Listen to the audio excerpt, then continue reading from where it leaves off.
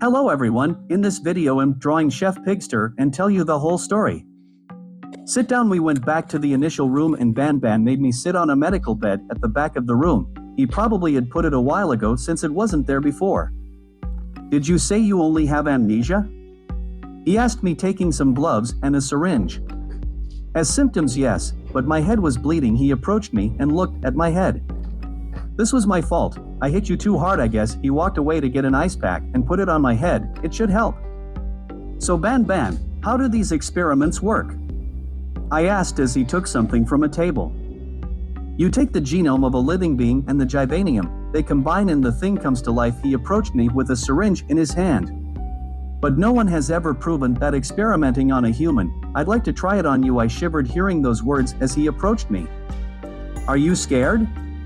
No, a creature is just approaching me with a syringe full of a strange liquid to inject into my body. I'm totally calm. So why?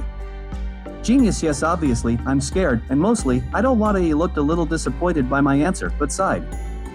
I can't force you. He withdrew and came back. If you change your mind, let me know. You would be the first human to try this thing. He was turning his back to me when I got off the couch and approached him. The first? Weren't you human too? I asked. He suddenly became silent. Your paper says your human genome donor was a doctor, so you weren't human, were you? Banban? I placed a hand on his shoulder without receiving an answer. He walked forward in silence and opened the door to the room. What does this mean? I asked as I approached him. Go to class tomorrow and pretend none of this happened, he said in a totally emotionless tone as he looked at the floor. I was quite confused by his behavior, even a little worried if I have to be honest. Okay, his voice wasn't that much expressive, but when he told me to go away it was completely empty. His eyes were dull and his voice much flatter than usual.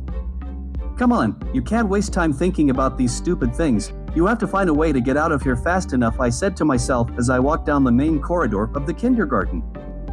On the wall was a large drawing with all the main characters on them. Some I had seen before and some I hadn't. Banban in the center with his fierce smile. Next to him Banbalina, Athala, and Jumbo Josh. The others were new to me, except for the snail that I had had the great misfortune to meet shortly before. My mind immediately returned to those moments of terror, the fear of being killed in one blow. And it would end like this if Banban hadn't stopped her. He could have let you die. I had snapped at him many times and I wasn't really nice to him, yet he still tried to get me to his side.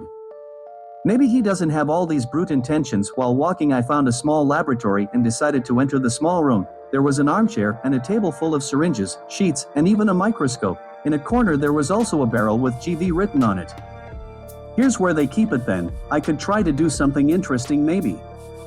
Nun's POV. In that small room was trying to understand how that substance worked and what effects it had on bodies. She spent about 3 hours working until her body, too tired to go on, gave way and she fell asleep on the desk. Across the kindergarten was Banban, huddled in his dark room thinking how he had never been a real human being and never would be, which he hated to hear, and it sent him into a frenzy every time. State of confusion even for a whole day.